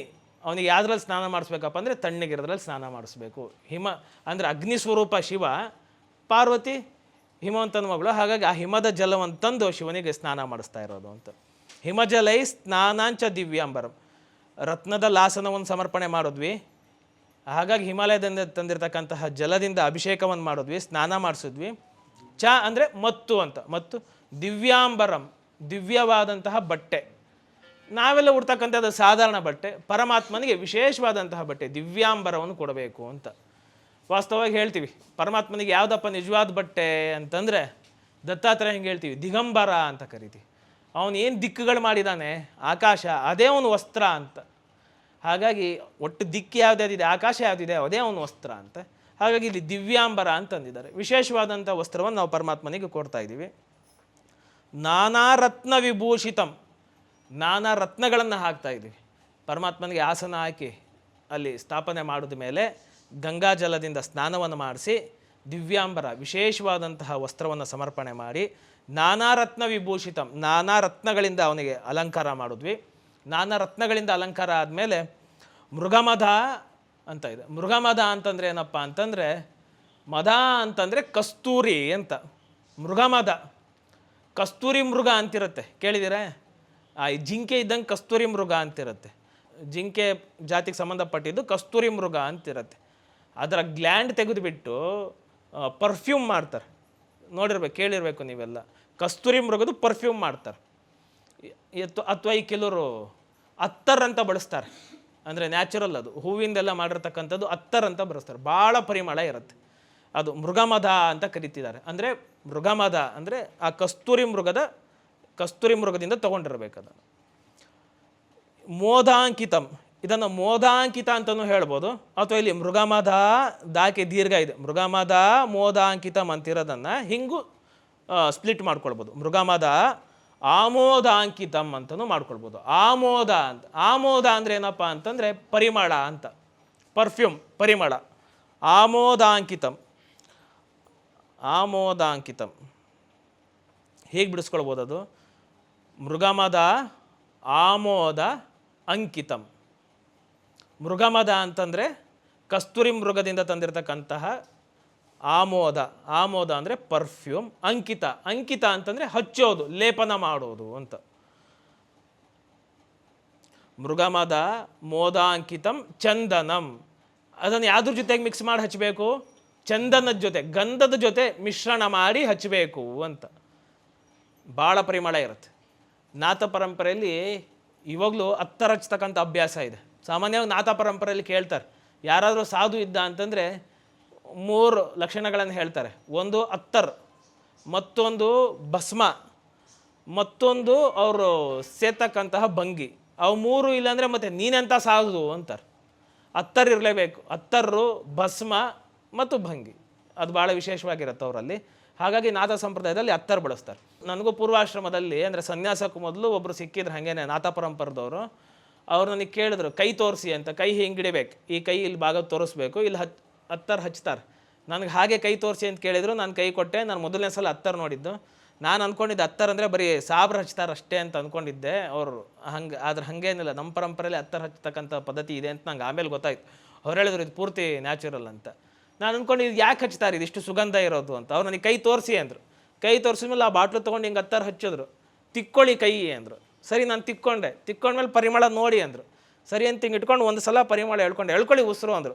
ಹೇಳ್ಕೊಂಡೆ. ಆ ಉಸಿರು ಹೇಳ್ಕೊಂಡಿದ್ದ ಪರಿಮಳ ಎಷ್ಟು ಆನಂದದಾಯಕವಾಗಿತ್ತು ಅಂತಂದರೆ ಮನಸ್ಸು ಆ ತಕ್ಷಣದಲ್ಲಿ ಪ್ರಶಾಂತತೆಗೆ ಬಂದುಬಿಡ್ತು. ತಕ್ಷಣ ಮನಸ್ಸು ಪ್ರಶಾಂತ ಆಯಿತು. ಅವಾಗ ಅವ್ರು ಹೇಳಿದ್ರು, ನಾವು ಯಾಕೆ ಇದ್ರ ಪರಿಮಳ ನೋಡ್ತೀವಿ ಒತ್ತರದು ಅಂತಂದರೆ ಆ ಮನಸ್ಸು ಒಂದು ಕ್ಷಣ ನಿಂತು ಬಿಡತ್ತೆ ಅಂದರು. ಆ ಪರಮಾತ್ಮನ ಸ್ಮರಣೆ ನಿಂತು ಬಿಡತ್ತೆ ಅಂತ. ಅವ್ರು ಒಂದು ಸಲ ಹಚ್ಚಿದ ಅತ್ತರು ನನಗೆ 3 ದಿನ ಆದರೂ ಕೂಡ ಅದರ ಗುಂಗಿಂದ ಹೊರಗೆ ಬರಲಿಕ್ಕೆ ಆಗಿರಲಿಲ್ಲ. ಸದಾ ಅದೇ ಕಾಲದಲ್ಲಿ ಅದೇ ಗುಂಗಲ್ಲೇ ಇರೋಂಗಾಗಿತ್ತು. ಅಂದರೆ ಅದೇ ಪರಿಮಳ, ಅದೇ ಮನಸ್ಸು ಸಮಾಧಾನ, ಅದೇ ಪ್ರಶಾಂತತೆ. 3 ದಿನಗಳಾದರೂ ಕೂಡ ಮನಸ್ಸಿನ ಪ್ರಶಾಂತತೆ ಹಾಗೇ ಇತ್ತು. 3 ದಿನ ಆದರೂ ಕೂಡ ಆ ಪರಿಮಳ ಹೋಗಿರಲಿಲ್ಲ. ಅದು ನ್ಯಾಚುರಲ್ ಪ್ಯೂರ್ ಅತ್ತರ್ ಅಂತ ಹೇಳಿದ್ರು. ಅವ್ರ ಪರಂಪರೆಯಲ್ಲಿ ಹಾಗೆ ಮಾಡ್ತಾರೆ. ನಾದ ಪರಂಪರೆಯಲ್ಲಿ ಗಂಧದ ಜೊತೆಗೆ ವಿಭೂತಿ ಜೊತೆಗೆ ಅತ್ತರ್ ಬೆರೆಸ್ತಾರೆ. ಇವಾಗಲೂ ಎಷ್ಟೋ ಜನ ಗುರುಗಳ ಪಾದುಕೆಗೆ ಅಥವಾ ಜಪಮಾಲೆಗಳಿಗೆ ಅತ್ತರ್ ಹಚ್ಚತಕ್ಕಂಥ ಅಭ್ಯಾಸ ಒಂದಿದೆ. ಅದು ಬಿರುಕು ಬಿಡಲ್ಲ, ಒಡೆಯಲ್ಲ ಅಂಥೇಳಿ. ಹಾಗಾಗಿ ಇಲ್ಲಿ ಭಾಳ ಚೆನ್ನಾಗಿ ಹೇಳಿದ್ದಾರೆ ನೋಡಿ. ಶಂಕರರು ಆಗಲೇ ಬರೆದುಬಿಟ್ರು, ಮೃಗಮದ ಆಮೋದಾಂಕಿತಂ ಚಂದನಂ. ಆ ಅತ್ತರ್ ಅಂದರೆ ಅತ್ತರ್ ಅಂತ ಇಲ್ಲಿ ನೇರವಾಗಿ ಹೇಳಿಲ್ಲದೆ ಇದ್ರು, ಆ ಕಸ್ತೂರಿ ಮೃಗದ ಪರ್ಫ್ಯೂಮ್, ಕಸ್ತೂರಿ ಮೃಗದ ಪರಿಮಳವನ್ನು ತಗೊಂಡು ಗಂಧದ ಜೊತೆಗೆ ಬೆರೆಸಿ ಅದನ್ನು ಹಚ್ಚಬೇಕು ಅಂತ ಹೇಳಿದ್ದಾರೆ. ನೀವೆಲ್ಲ ಪ್ರಯೋಗ ಮಾಡಿ ನೋಡ್ಬೋದು. ಗಂಧದ ಜೊತೆಗೋ ಅಥವಾ ವಿಭೂತಿ ಜೊತೆಗೋ ಆ ಪರಿಮಳ ಅತ್ತರನ್ನ ಹಾಕಿ ಹಚ್ಕೊಂಡು ನೋಡ್ಬೋದು, ಭಾಳ ಪರಿಮಳ ಇರುತ್ತೆ. ಮತ್ತು ಮುಂದಿಂದ ಹೇಳಿದ್ರು, ಜಾತಿ ಚಂಪಕ ಬಿಲ್ವ ಪತ್ರ ರಚಿತಂ. ಜಾತಿ ಅಂತಂದರೆ ಮಲ್ಲಿಗೆ ಹೂವು, ಜಾಜಿ ಹೂವು, ಮಲ್ಲಿಗೆ. ಜಾತಿ ಅಂತಂದರೆ ಮಲ್ಲಿಗೆ ಹೂವು. ಚಂಪಕದ ಹೂವು ಗೊತ್ತೇ ಇದೆ, ಸಂಪಿಗೆ ಹೂವು. ಬಿಲ್ವಪತ್ರ. ರಚಿತಂ ಅಂತಂದರೆ ಹೂ ಕಟ್ಟಿರೋದು ಅಂತ, ಸೇರಿಸಿರೋದು, ಮಾಡಿರ್ತಕ್ಕಂಥದ್ದು. ಹೂಮಾಲೆ ಯಾವ್ದ್ರಲ್ಲಿ ಮಾಡಿರ್ತಿದ್ದೀವಿ? ಮಲ್ಲಿಗೆ ಹೂವು, ಸಂಪಿಗೆ ಹೂವು, ಬಿಲ್ವಪತ್ರ. ಜಾತಿ ಚಂಪಕ ಬಿಲ್ವಪತ್ರ ರಚಿತಂ ಅಂದರೆ ಇವುಗಳಿಂದೆಲ್ಲ ಮಾಡಿರ್ತಕ್ಕಂಥದ್ದು. ಪುಷ್ಪಂ ಹೂವು, ಇವನ್ ಸಮರ್ಪಣೆ ಮಾಡ್ತಿದ್ದೀವಿ ಅಂತ. ಧೂಪಂ ತಥಾ, ಹಾಗೆ ಧೂಪವನ್ನು ಕೊಡ್ತಾ ಇದ್ದೀವಿ. ಧೂಪ, ಸಾಮ್ರಾಣಿ ಅಥವಾ ಊದಿನ ಕಡ್ಡಿ ಧೂಪವನ್ನು ಕೊಡ್ತಾ ಇದ್ದೀವಿ ಅಂತ. ಇಲ್ಲಿ ಪರಮಾತ್ಮನಿಗೆ ನಾವು ಕೇಳ್ಬೋದು, ಯಾಕಿಷ್ಟೆಲ್ಲ ನಾನಾ ರತ್ನ, ಯಾಕಿಷ್ಟೆಲ್ಲ ಅಲಂಕಾರ ಮಾಡಬೇಕು, ಗಂಧದ್ದು ಯಾಕೆ ಪರಿಮಳ ಹಚ್ಚಬೇಕು, ಸಂಪಿಗೆ ಹೂವು ಮಲ್ಲಿಗೆ ಹೂವು ಪರಿಮಳ ಇರೋದೆಲ್ಲ ಧೂಪಗಳು ಯಾಕೆ ಕೊಡಬೇಕು ಅಂತ. ಹಾಗಾದರೆ ಪರಮಾತ್ಮ ಏನು ಚೆನ್ನಾಗಿರೋ ಕಡೆ ಮಾತ್ರ ಇರ್ತಾನ, ಸುಗಂಧ ಭರಿತವಾದಂತಹ ಜಾಗದಲ್ಲಿ ಮಾತ್ರ ಇರ್ತಾನೇನು ಪರಮಾತ್ಮ? ಹಾಗಾದರೆ ಕೊಳ್ಚೆ ಪ್ರದೇಶದಲ್ಲಿ ಚೆನ್ನಾಗಿಲ್ಲದೆ ಇರತಕ್ಕಂತಹ ಜಾಗ, ಗಲೀಜುವಾದಂಥ ಪ್ರದೇಶದಲ್ಲಿ ಪರಮಾತ್ಮ ಇರಲ್ವೇನೋ ಅಂತ. ನೀವು ಯಾವ್ದಾದ್ರು ತೀರ್ಥ ಸ್ಥಳಕ್ಕೆ ಹೋದರೆ ನೋಡ್ಬೋದು, ಕೆಲವೊಂದು ತೀರ್ಥ ಸ್ಥಳದಲ್ಲಿ ನಾವು ನೋಡಿದ್ದೀವಲ್ಲ, ಬಹಳಷ್ಟು ಗಲೀಜಿರೋದು. ಎಷ್ಟೋ ಸಲ ಅಂದ್ಕೊಳ್ತೀವಿ, ಏನಪ್ಪ ಇದು ತೀರ್ಥಯಾತ್ರೆ ಅಂತ ಬಂದಿದ್ದೀವಿ, ಪರಮಾತ್ಮ ಇರೋ ಸ್ಥಾನ ಅಂತ ಬಂದಿದ್ದೀವಿ, ಎಷ್ಟು ಗಲೀಜಾಗಿದೆ, ಎಷ್ಟು ಹೊಲಸಾಗಿದೆಯಲ್ಲ, ಇಷ್ಟು ಹೊಲಸಾಗಿದ್ರೆ ಪರಮಾತ್ಮ ಹೇಗಿರ್ತಾನೆ ಅಂತ ಅಂದ್ಕೊಳ್ತೀವಿ. ಈಶಾವಾಸ್ಯ ಉಪನಿಷತ್ತಲ್ಲಿ ನೋಡಿದ್ದೀವಿ, ಇದೆಲ್ಲವೂ ಈಶನ ಆವಾಸ ಸ್ಥಾನ. ಈಶ್ವರ ಎಲ್ಲ ಕಡೆಯೂ ಇರ್ತಾನೆ, ಸ್ವಚ್ಛವಾದ ಕಡೆಯೂ ಇರ್ತಾನೆ, ಸುಗಂಧ ಬರೋ ಕಡೆಯೂ ಇರ್ತಾನೆ, ದುರ್ಗಂಧ ಬರೋ ಕಡೆಯೂ ಇರ್ತಾನೆ, ಸ್ವಚ್ಛವಾಗಿ ಇಲ್ಲದೆ ಇರೋ ಕಡೆಯೂ ಇರ್ತಾನೆ, ಎಲ್ಲ ಕಡೆಯೂ ಇರ್ತಾನೆ ಪರಮಾತ್ಮ. ಹಾಗಾದರೆ ಅವನು ಎಲ್ಲ ಕಡೆಯೂ ಇದ್ಮೇಲೆ ನಾವಿಲ್ಲಿ ಬರೀ ಸುಗಂಧವನ್ನೇ ಕೊಡ್ತಕ್ಕಂಥದ್ದು, ನಾನಾ ರತ್ನಗಳಿಂದ ಅಲಂಕಾರ ಮಾಡ್ತಕ್ಕಂಥದ್ದು, ಗಂಧ ಹಾಕ್ತಕ್ಕಂಥದ್ದು ಯಾಕಪ್ಪ ಅಂತಂದರೆ ಅವೆಲ್ಲ ನಮ್ಮ ಮನಸ್ಸಿನ ಸಮಾಧಾನಕ್ಕಾಗಿ, ನಮ್ಮ ಮನಸ್ಸು ಶಾಂತವಾಗಲಿ ಅಂತ. ನಾನಾ ರತ್ನಗಳಲ್ಲಿ ಅಲಂಕಾರ ಮಾಡಿದಾಗ ಅಲಂಕಾರ ಆಗಿರ್ತಕ್ಕಂಥದ್ದು ನೋಡಿದ್ರೆ ನಮ್ಮ ಕಣ್ಣು ಸಂತುಷ್ಟವಾಗುತ್ತೆ. ಹಾಗಾಗಿ ಒಳ್ಳೆ ಪರಿಮಳ ಬಂದರೆ ಮನಸ್ಸು ಸಮಾಧಾನ ಆಗುತ್ತೆ. ಹಾಗಾಗಿ ನಮ್ಮ ಮನಸ್ಸಿಗೆ ಯಾವುದು ಚೆನ್ನಾಗಿ ಕಾಣುತ್ತೋ ಅದನ್ನು ನಾವು ಪರಮಾತ್ಮನಿಗೆ ಸಮರ್ಪಣೆ ಮಾಡಬೇಕು ಅಂತ. ಇವಾಗ ನಾವು ಹೇಳಬೇಕು, ನಮ್ಮ ಮನಸ್ಸಿಗೆ ಸುಗಂಧ ಇಷ್ಟ ಆಗುತ್ತೋ ದುರ್ಗಂಧ ಇಷ್ಟ ಆಗುತ್ತೋ? ಸುಗಂಧವೇ ಇಷ್ಟ ಆಗೋದು. ಹಾಗಾಗಿ ನಮಗೆ ಸುಗಂಧ ಇಷ್ಟ ಆಯಿತು ಅಂತ ಪರಮಾತ್ಮನಿಗೂ ಸುಗಂಧ ಕೊಡೋದು. ನಾವು ಅಲಂಕಾರ ಮಾಡ್ಕೊಂಡಿದ್ದವ್ರನ್ನ ಚೆನ್ನಾಗಿದೆ ಅಂತಂತೀವೋ, ಅಥವಾ ಏನು ಅಲಂಕಾರವಿಲ್ಲದೆ ಬಿಚ್ಚಲ ಗೌರಮ್ಮ ಇದ್ದಂಗಿದ್ರೆ ಚೆನ್ನಾಗಿರುತ್ತೆ ಅಂತೀವೋ? ಅಲಂಕಾರ ಮಾಡ್ಕೊಂಡಿದ್ದು. ಹಾಗೆ ಪರಮಾತ್ಮನಿಗೂ ಅಲಂಕಾರ ಮಾಡ್ತೀವಿ ಅಂತ. ಅಂದರೆ ನಮಗೆ ಯಾವ್ದು ಇಷ್ಟವೋ ಅದನ್ನು ನಾವು ಪರಮಾತ್ಮನಿಗೆ ಸಮರ್ಪಣೆ ಮಾಡ್ತೀವಿ. ಪರಮಾತ್ಮನಿಗೆ ಇಷ್ಟವೂ ಇಲ್ಲ, ಅನಿಷ್ಟವೂ ಇಲ್ಲ. ಅವನು ಸದಾ ಸಂತೃಪ್ತ, ನಿತ್ಯ ತೃಪ್ತ. ಜಾತಿ ಚಂಪಕ ಬಿಲ್ವಪತ್ರ ರಚಿತಂ ಪುಷ್ಪಂಚ ಧೂಪಂ ತತ ಹಾಗೆ ಮುಂದುವರೆಸಿ ದೀಪವನ್ನು ಕೊಡ್ತಾ ಇದ್ದೀವಿ ಅಂತ. ಈ ದೀಪಕ್ಕೆ ಬಹಳ ಮಹತ್ವ ಹೇಳಿದ್ದಾರೆ. ನಾವು ಬಹಿರಂಗ ಪೂಜೆಯಲ್ಲೂ ದೀಪಕ್ಕೆ ಬಹಳ ಮಹತ್ವ ಇದೆ. ಏನು ಅಂತಂದರೆ, ಆ ದೀಪ ಏನು ಹಚ್ತೀವಿ ಅಗ್ನಿ, ಅದು ಆತ್ಮಕ್ಕೆ ಹತ್ತಿರವಾದದ್ದು ಅಂತ. ಅಂದರೆ ಆತ್ಮ ಹೇಗಿದೆ ಅಂತಂದರೆ, ಉದಾಹರಣೆ ಕೊಡಲಿಕ್ಕೆ ಯಾವುದು ವಸ್ತು ಇಲ್ಲ, ಆದರೂ ಆತ್ಮ ಹೇಗಿದೆಯಪ್ಪ ಅಂದರೆ ಉಪನಿಷತ್ತು ಹೇಳುತ್ತೆ, ಆಕಾಶ ಇದ್ದಂಗಿದೆ, ಮತ್ತೊಂದು ಅಗ್ನಿ ಥರ, ಜ್ಯೋತಿ ಥರ ಸದಾ ಪ್ರಕಾಶಮಾನವಾಗಿರುತ್ತೆ, ಸದಾ ಚೈತನ್ಯ ಭರಿತವಾಗಿರುತ್ತೆ ಅಂತ. ಹಾಗಾಗಿ ಆತ್ಮಕ್ಕೆ ಹತ್ತಿರವಾದಂತಹ ಉದಾಹರಣೆ ಯಾವ್ದಾದ್ರು ಕೊಡಬಹುದಾ ಅಂತಂದರೆ ದೀಪ ಅಂತ ಹೇಳ್ಬೋದು. ಅದು 100ಕ್ಕೆ 100 ಸರಿ ಅಲ್ಲ, ಆದರೂ ಅರ್ಥ ಮಾಡ್ಕೊಳ್ಳಿಕ್ಕೋಸ್ಕರ ದೀಪವನ್ನು ಆತ್ಮಕ್ಕೆ ಉದಾಹರಣೆ ಅಂತ ಕರಿತೀವಿ. ಹಿಂದೆಲ್ಲ ವೇದಗಳ ಕಾಲದಲ್ಲಿ ವಿಗ್ರಹ ಉಪಾಸನೆ ಇಲ್ಲದಾಗ ದೀಪಾರಾಧನೆ ಮಾಡ್ತಿದ್ವಿ, ಅಂದರೆ ಅಗ್ನಿ ಆರಾಧನೆ ಮಾಡ್ತಿದ್ದಿದ್ದು. ಹಾಗಾಗಿ ದೀಪಕ್ಕೆ ಅತ್ಯಂತ ಮಹತ್ವವನ್ನು ಕೊಟ್ಟಿದ್ದೀವಿ. ಮತ್ತು ಅಷ್ಟೇ ಅಲ್ಲದೆ ವೈಜ್ಞಾನಿಕವಾಗೆಲ್ಲ ಸಂಶೋಧನೆ ಮಾಡಿ ಹೇಳಿದ್ದಾರೆ, ನಾವು ದೀಪಗಳನ್ನು ಹಚ್ಚೋದ್ರಿಂದ ಈ ಪರಿಸರ ಶುದ್ಧಿ ಆಗುತ್ತೆ ಅಂತ, ವಾತಾವರಣ ಶುದ್ಧಿ ಆಗುತ್ತೆ ಅಂತ. ನಮಗೆಲ್ಲ ಇವಾಗಂತೂ ಚಿಕ್ಕ ಮಕ್ಕಳಿಗೆ ನಾವೆಲ್ಲ ಕನ್ನಡಕಗಳು ಹಾಕೋದು ಕಲ್ತ್ಬಿಟ್ಟಿದ್ದೀವಿ, ಅಂದರೆ ಕನ್ನಡಕ ಆಗ್ತಕ್ಕಂಥ ಪರಿಸ್ಥಿತಿ ಬಂದಿದೆ. ಯಾಕೆ ಕಣ್ಣು ನಮ್ಮದೆಲ್ಲ ದುರ್ಬಲ ಆಯಿತು ಅಂತ ಕೇಳಿದ್ರೆ, ನಾವೆಲ್ಲ ಈ ಲೈಟನ್ನು ಬಳಕೆ ಮಾಡೋಕ್ಕೆ ಶುರು ಮಾಡಿದ್ಮೇಲೆ ನಮ್ಮ ಈ ಬೆಳಕು ನಮ್ಮ ಕಣ್ಣಿಗೆ ಎಷ್ಟು ಬೇಕೋ ಅದಕ್ಕಿಂತ ಜಾಸ್ತಿ ಇದೆಯಂತೆ. ಹಾಗಾಗಿ ನಮಗೆಲ್ಲ ನ್ಯಾಚುರಲ್ ಆಗಿ ಕಾಣಲ್ಲ, ಹೆಚ್ಚು ಪ್ರಕಾಶಮಾನವಾಗಿ ಕಾಣುತ್ತೆ. ಆರ್ಟಿಫಿಷಿಯಲ್, ನ್ಯಾಚುರಲ್ ಅಲ್ಲ ಇದು, ನಮಗೆ ಲೈಟ್ ಹಾಕೊಂಡು ನೋಡೋದು. ಹಾಗಾಗಿ ನಮ್ಮ ಕಣ್ಣು ವೀಕ್ ಆಯಿತು ಅಂತ. ಮತ್ತು ನಿಜವಾದ ನ್ಯಾಚುರಲ್ ಲೈಟ್ ಯಾವುದು, ಕಣ್ಣು ಆರೋಗ್ಯವಾಗಿರಬೇಕು ಅಂತಂದರೆ ದೀಪದ ಬೆಳಕಲ್ಲಿ ನಾವೇನು ನೋಡ್ತೀವಿ ಅಂದರೆ ಎಳ್ಳೆಣ್ಣೆಯಲ್ಲಿ ಹಚ್ಚಿದ ದೀಪ, ಅದೇ ನಿಜವಾದ ಪ್ರಾಕೃತ ಅಂತ. ಅಂದರೆ ಪ್ರಕೃತಿ ಹೆಂಗಿದೆಯೋ ಹಂಗೆ ಕಾಣುತ್ತೆ ಅಂತ. ಹಾಗಾಗಿ ದೀಪ ಹಚ್ಚೋದ್ರಿಂದ ವಾತಾವರಣ, ಪರಿಸರ, ನಮ್ಮ ಸುತ್ತಲೂ ಇರತಕ್ಕಂಥ ಪರಿಸರ ಶುದ್ಧಿ ಆಗುತ್ತೆ ಅಂತಕ್ಕಂಥದ್ದು ತಾತ್ಪರ್ಯ. ಇವೆಲ್ಲವೂ ನಾವು ಎಲ್ಲಿಂದ ತಂದಿದ್ದೀವಿ? ದೀಪ ಎಲ್ಲಿಂದ ತಂದಿದ್ದೀವಿ? ಬತ್ತಿ ಎಣ್ಣೆಯಲ್ಲಿ ಎಲ್ಲಿಂದ ತಂದಿದ್ದೀವಿ? ಮಣೆ ಎಲ್ಲಿಂದ ತಂದಿದ್ದೀವಿ? ಹೃತ್ಕಲ್ಪಿತಂ, ಎಲ್ಲವೂ ನಮ್ಮಲ್ಲೇ ಮನಸ್ಸಲ್ಲಿ ಮಾಡ್ಕೊಂಡಿದ್ದು ಅಂತ. ಮನಸ್ಸಲ್ಲೇ ಮಾಡ್ಕೊಂಡಿದ್ದು ಅಂದರೆ ಏನು? ನಮ್ಮ ಆತ್ಮದಿಂದಲೇ ರತ್ನದಲ್ಲಿ ಮಾಡಿರ್ತಕ್ಕಂತಹ ಮಣೆ ತಂದ್ವಿ, ನಮ್ಮ ಆತ್ಮದಿಂದಲೇ ಹಿಮಜಲವನ್ನು ತಂದ್ವಿ, ನಮ್ಮ ಆತ್ಮದಿಂದಲೇ ಬಟ್ಟೆನ ತಂದು ಸಮರ್ಪಣೆ ಮಾಡಿದ್ವಿ. ಧೂಪ, ದೀಪ, ಮಲ್ಲಿಗೆ ಹೂವು, ಸಂಪಿಗೆ ಹೂವು ಎಲ್ಲವೂ ನಮ್ಮ ಆತ್ಮದಿಂದಲೇ ತಗೊಂಡು ಪರಮಾತ್ಮನಿಗೆ ಸಮರ್ಪಣೆ ಮಾಡಿದ್ದೀವಿ ಅಂತ. ಪಶುಪತೆ ಭಗವಂತ ಪರಮಾತ್ಮ ಗೃಹ್ಯತಾಮ್ ಅಂದರೆ ಸ್ವೀಕಾರ ಮಾಡೋದು. ಈ ಮೊದಲನೇ ಮಂತ್ರದಲ್ಲಿ ಇಷ್ಟನ್ನು ಹೇಳಲಾಗಿದೆ. ನಾವು ಪರಮಾತ್ಮನಿಗೆ ಷೋಡಶೋಪಚಾರ ಪೂಜೆ ಅಂತ ಕೇಳಿದ್ದೀವಿ. ಆ ಷೋಡಶೋಪಚಾರ ಪೂಜೆಯಲ್ಲಿ ಒಂದಿಷ್ಟು ಭಾಗ ಇಲ್ಲಿ ಬಂದೋಯ್ತು. ಆಸನಂ ಸಮರ್ಪಯಾಮಿ, ಆಸನಂ ಬಂತು, ಯಾವ ಆಸನ? ರತ್ನದ ಆಸನ. ಆಮೇಲೆ ಸ್ನಾನಂ ಸಮರ್ಪಯಾಮಿ, ಅಭಿಷೇಕ, ಸ್ನಾನ ಬಂದೋಯ್ತು. ಆಮೇಲೆ ವಸ್ತ್ರಂ ಸಮರ್ಪಣೆಯಾಮಿ, ವಸ್ತ್ರ ಹಾಕ್ತೀವಿ. ಎಷ್ಟೋ ಸಲ ಗೆಜ್ಜೆ ವಸ್ತ್ರ ಹಾಕ್ತೀವಿ, ನಾವು ಯಜ್ಞೋಪವೀತ ಹಾಕ್ತೀವಿ, ವಸ್ತ್ರ ಹಾಕ್ತೀವಿ. ದಿವ್ಯಾಂಬರಂ ಅಂತ ಹೇಳಿದ್ದಾರೆ, ವಸ್ತ್ರ ಬಂದೋಯ್ತು ಇಲ್ಲಿ. ಆಮೇಲೆ ಪುಷ್ಪಂ ಸಮರ್ಪಯಾಮಿ, ಪುಷ್ಪಂ ಸಮರ್ಪಣೆ ಮಾಡಿದ್ದೀವಿ. ಧೂಪಂ ಸಮರ್ಪಯಾಮಿ, ಧೂಪಂ ಆಗ್ರಾಪಯಾಮಿ ಅಂತೀವಿ, ಧೂಪ ಸಮರ್ಪಣೆ ಮಾಡಿದ್ದೀವಿ. ದೀಪಂ ದರ್ಶಯಾಮಿ, ದೀಪವನ್ನು ಹಚ್ತೀವಿ. ಒಟ್ಟು ಎಷ್ಟು ಬಂತು ಇಲ್ಲಿ? ಷೋಡಶೋಪಚಾರ 16 ಉಪಚಾರಗಳಲ್ಲಿ 7 ಉಪಚಾರ ಬಂದೋಯ್ತು.